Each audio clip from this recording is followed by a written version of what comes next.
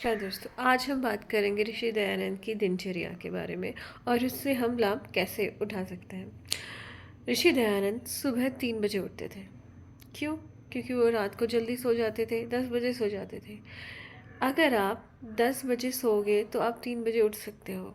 उसके लिए क्या करना होगा? आपको सोने से पहले 10 से 15 मिनट अनुलोम विलोम प्राणायाम करना होगा। जिससे क्या है, आपके जो विचार हैं, दिमाग के विचार हैं, वो शांत हो जाएंगे और आपकी जो आँखें हैं, नाक है और जो दिमाग है वो शांत हो जाएगी। उसकी जो मसल्स हैं वो रिलैक्स हो जाएंगी, जिससे आपको जल्दी नींद आएगी और गहरी नींद आएगी। और जैसे ही आपको गहरी नींद आना स्टार्ट हो जाती है, आपकी नींद का टाइम कम होने लग जाता है। मतलब गहरी नींद, आपका माइंड जल्दी फ्रेश हो जाता है, रिफ़्रेश हो जाता है और वो जल्दी सुबह उठने के लिए तैयार हो जाता है। तो वो 3 बजे उठते थे। तो मैंने आपको बता दिया है कि 5 घंटे की नींद कैसे पूरी करनी है प्राणायाम करके। स्टार्टिंग में आप 3 बजे नहीं उठ पाएंगे, क्योंकि आप सिर्फ 10 से 15 मिनट कर रहे हो। लेकिन धीरे धीरे जब आप इस प्राणायाम को बढ़ाएंगे, जैसे ऋषि दयानंद जी रोज़ 2 घंटे प्राणायाम करते थे, लेकिन आपके पास इतना टाइम नहीं है, तो आपको क्या करना है? आपको रात को सोने से पहले आधा घंटा कर लेना है, ताकि गहरी नींद आ सके। राइट? तो 3 बजे आप उठ गए। 3 बजे आप उठकर जो भी आपका लक्ष्य है उसके प्रति आप 2 या 3 घंटे दे सकते हो। जैसे 3 से 4, 4 से 5, 2 घंटे तो आराम से दे सकते हो, या फिर 6 बजे तक भी 3 घंटे आराम से दे सकते हो। तो अगर आपने अपने लक्ष्य को हर रोज़ 3 घंटे दे दिए, तो मैं आपको गारंटी के साथ बता सकती हूँ कि वो लक्ष्य आप प्राप्त ज़रूर कर लोगे। उसके बाद ऋषि दयानंद जी योग करते थे, आसन करते थे, प्राणायाम करते थे। जैसे मैंने आपको बताया, 2 घंटे प्राणायाम करते थे और ईश्वर का ध्यान करते थे। फिर वो सैर के लिए चले जाते थे। सैर के लिए वो बताते हैं लोग कि वो इतना तेज़ वॉक करते थे कि लोग उनके साथ वॉक करने के लिए उन्हें दौड़ना पड़ता था। इतना फास्ट वो करते थे। लाइक वो 10 किलोमीटर की जो दूरी है, वो 45 मिनट्स में तय कर लेते थे। तो अगर एक नॉर्मल इंसान 45 मिनट्स में 10 किलोमीटर कर रहा है, तो उसे दौड़ना ही पड़ेगा, और वो भी बहुत तेज़ दौड़ना पड़ेगा। लेकिन जो नेशनल रिकॉर्ड है हमारा वॉकिंग का, वो भी 10 किलोमीटर का 45 मिनट्स के अराउंड है। मतलब इट इज़ पॉसिबल। लेकिन उसके लिए आपको एक पूरी ट्रेनिंग लेनी पड़ेगी, नेशनल एथलीट बनना पड़ेगा। लेकिन क्योंकि ऋषि दयानंद जी रोज़ सैर करते थे, रोज़ 2 घंटे प्राणायाम करते थे, योगासन करते थे, और उनके पास ब्रह्मचर्य का बल था, इसलिए वो ऐसा कर पाते थे। राइट? तो हम भी रोज़ 5 किलोमीटर 45 मिनट्स में तो वॉक कर सकते हैं, जो कि बहुत स्लो होता है। तो धीरे धीरे हम इसे कम भी कर सकते हैं। तो मतलब सैर करना भी ज़रूरी है। ऋषि दयानंद योग भी मतलब आसन भी करते थे, प्राणायाम भी करते थे, लेकिन फिर भी सैर करते थे। क्यों? क्योंकि जब हम बाहर जाके सैर करते हैं तो बहुत ज़्यादा ऑक्सीजन हमारे अंदर आती है, क्योंकि हमारा शरीर हवा से भी बना हुआ है। तो उस हवा को खाना बहुत ज़रूरी है। जब भी हम बोलते हैं कि अरे मैं तो बाहर की हवा खा के आ रहा हूँ, तो इसका मतलब क्या होता है कि हमारी जो बॉडी है वो 5 तत्वों से बनी है, जिसमें हवा, वायु भी एक चीज़ है। तो वो भी हमें ताज़ा ताज़ा हवा लेनी चाहिए। इसलिए अगर आप योग भी कर रहे हैं, प्राणायाम भी कर रहे हैं, तो भी आपको सैर पे जाना चाहिए। मतलब वॉकिंग इज़ वेरी नेसेसरी।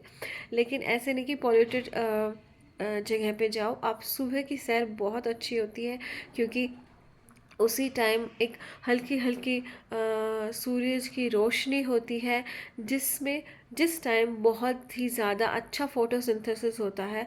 मतलब जो प्लांट्स हैं बहुत अच्छी ऑक्सीजन प्रोड्यूस करते हैं, मतलब ज़्यादा क्वांटिटी में वो प्रोड्यूस करते हैं इन कंपैरिजन टू शाम को। क्योंकि शाम तक बहुत ज़्यादा एयर में पोल्यूशन हो जाता है, क्योंकि बहुत सारे लोग अपने काम के लिए निकलते हैं, तो व्हीकल्स का पोल्यूशन और ये सब। तो मैं आपको सजेस्ट करूँगी कि शाम की वॉक से अच्छी सुबह की सैर है तो आप सुबह कर लीजिए।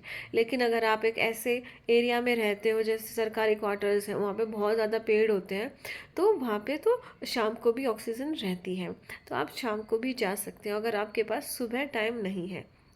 लेकिन आप जैसे एक पब्लिक पार्क में जा रहे हो तो मैं आपको सजेस्ट करूँगी कि आप सुबह ही सैर के लिए जाएं। उसके बाद अ, अब जो वो योग आसन और वो उसमें करते थे, उसमें क्या करना है, हमारे पास तो इतना टाइम नहीं है, तो हमें रोज़ 10 मिनट भ्रामरी करना है। क्यों करना है? क्योंकि भ्रामरी हमारी आँखें, नाक, गला, थायराइड ग्लैंड और कान सबको ठीक करती है। तो हमें भ्रामरी प्राणायाम इज़ बेस्ट फॉर आज का जो टाइम चल रहा है या जो आज की समस्याएं उत्पन्न हो रही हैं, उसको टैकल करने के लिए bhramari is the best pranayama, right. और फिर 10 मिनट सूर्य नमस्कार, क्योंकि 10 मिनट सूर्य नमस्कार अगर आप कर रहे हो मतलब आपके हाथ में, पैरों में, कोर में स्ट्रेंथ है। आप और कोई आसन करेंगे ना, योग की क्लास आप लगा लो, 1 घंटा लगा लो, लेकिन जो इंसान, ज़रूरी नहीं है कि 1 घंटा योग की क्लास कर सकता है, वो 10 मिनट सूर्य नमस्कार कर सकता है, क्योंकि 10 मिनट सूर्य नमस्कार करने के लिए आपको बहुत ज़्यादा पावर चाहिए होती है। तो आप अपनी स्ट्रेंथ को भी इससे माप सकते हैं और कम टाइम में ज़्यादा फ़ायदा आप लगा पा सकते हैं। उसके बाद सैर वैर करके आते थे, तो आते ही वो दूध पीते थे। 750 ml दूध पीते थे। क्यों दूध पीते थे? क्योंकि आपने इतनी मेहनत की है सुबह से उठकर, और उस पूरी एनर्जी के लिए आपको एक कंप्लीट फूड चाहिए जिसमें सब कुछ है, प्रोटीन, वसा, कार्ब्स, सारी चीज़ें हैं उसमें। तो आपको दूध पीना है। लेकिन हम गलती यहाँ कर लेते हैं कि हम हल्का फुल्का सा ही ब्रेकफास्ट करते हैं, जिससे क्या है, जितना हमने सुबह वर्कआउट किया है उसमें जितनी भी हमने कैलोरीज बर्न की हैं वो हम नहीं ले पाते हैं हल्के फुल्के ब्रेकफास्ट से, और फिर सारा दिन हम टायर्ड फील करते हैं कि ये भगवान, सुबह इतना कर लिया, अब तो सारा दिन काम ही नहीं हो रहा। ये यहाँ पे हम सबसे बड़ी गलती कर देते हैं। तो हमें क्या करना है, हमें दूध पीना है, वो भी 750 ml। अगर आप इतना नहीं पी पाते हैं और अगर आप जैसे थोड़ा मोटे हैं, हेल्दी हैं, तो आप हाफ़ लीटर ही पी लीजिए, क्योंकि उससे, या कई बार कुछ लोगों को दूध पचता नहीं है तो वो क्या करें, तो वो दही पी सकते हैं। दही में भी बहुत ज़्यादा एनर्जी होती है, तो और आपका डाइजेशन भी अच्छा रहता है। लेकिन ये नहीं है कि वो दूध से बेटर है। तो जिसको दूध पचता है या जिसको दूध अच्छा लगता है तो वो दूध ज़रूर पिए, या फिर दही को पूरा सा अच्छे से भिगो के, मतलब चम्मच से कर ले। लस्सी नहीं बनानी उसकी, उसमें पानी नहीं डालना, बिना पानी डाले उसको रई से गोल गोल घुमा के उसको पिए। उसको हम बोलते अध बिलोई दही, मतलब उसमें मक्खन नहीं निकाला है लेकिन हमने उसको बिना पानी डाले उसको बिलो लिया है, वो आप पी सकते हैं। तो उसके बाद वो आराम करते थे 20 मिनट। यहीं हम गड़बड़ कर जाते हैं, हम वर्कआउट करते हैं, आते हैं, नहाते हैं और ऑफिस को चले जाते हैं। तो वो थकान जो है, वो जो रिलैक्सेशन है, वो हम बॉडी को नहीं देते हैं, जिससे हम सारे दिन फिर ऐसे सोने का मन करता रहता है। तो जैसे भी आपने वर्कआउट किया है, आपको 20 मिनट सोना, मतलब आराम ही करना। और आराम कैसे करना, हम आराम भी गलत तरीके से करते हैं, सोफे पे लेट जाएंगे या तकिया लगा के लेट जाते हैं बेड पे। नहीं, ऐसे नहीं करना। बिना तकिया लगाए स्ट्रेट शवासन में आपको आराम करना है। क्यों करना है? क्योंकि जो हमारी रीढ़ की हड्डी है, वो अगर स्ट्रेट होती है तो हमारी बॉडी में जो ऑक्सीजन का फ्लो है वो बहुत ही अच्छा होता है, राइट। तो स्वामी दयानंद जी भी ऐसे ही करते थे, वो पूरा स्ट्रेट शवासन में लेट जाते थे, उनका हाथ पैर कुछ नहीं उठता था। तो मतलब एक मेडिटेशन भी हो गया हमारा शवासन में, और बहुत ज़्यादा रिलैक्स हो जाती थी बॉडी, 20 मिनट में फुल एनर्जी से भर जाती थी वो।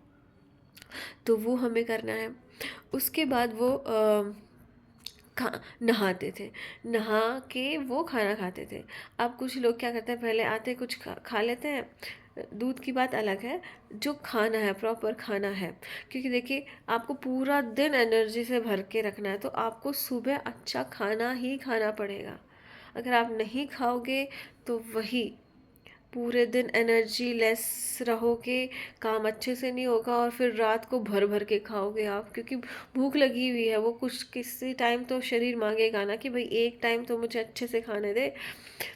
तो आप सुबह ही खाएं, सुबह फिर नहाने के बाद ही खाएं, क्योंकि जैसे आप नहाते हो ना तो आपके अंदर की जो जठर अग्नि है वो प्रदीप्त हो जाती है, वो ज़्यादा काम करने लग जाती है। तो नहा के आप खाना खाते थे, वो खाने में अपने वो घी ज़रूर रखते थे, क्योंकि घी खाने से आपको लॉन्ग टाइम तक एनर्जी मिलती है। जैसे एक तो इंस्टेंट एनर्जी होती है, एकदम एनर्जी मिल जाती है हमें, और दूसरी क्या है, वो अ, बहुत ही लॉन्ग टाइम के लिए आपको घी की ज़रूरत होती है। और आजकल लोग ब्रह्मचर्य का पालन नहीं कर पाते हैं, जिससे उनकी हड्डियों में बहुत ही कमज़ोरी महसूस होती है। तो जब भी आप ब्रह्मचर्य का नाश करें, तब भी ये रिकमेंड किया जाता है कि आप दूध में घी डालकर पिएं। तो मैं ये कहती हूँ कि आप हर रोज़ अपना घी अपनी डाइट में इंक्लूड करें। फिर वो जो है वो खाना पूरा चबा चबा कर खाते थे, और पूरा आधा घंटा वो खाना खाने में लगाते थे।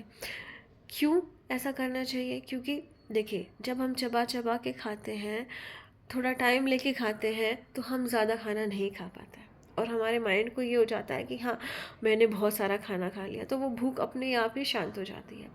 ये मैंने कई बार ट्राई किया है, जैसे कुछ अच्छी चीज़ बनी हुई है लेकिन वो कम है, राइट? तो हमें दूसरों के लिए भी बचा के रखनी है वो चीज़, तो मैंने क्या खा लिया। लेकिन हम क्या होता है ना, जब कोई अच्छी चीज़ बनाते हैं तो गप गप गप ज़्यादा खा जाते हैं।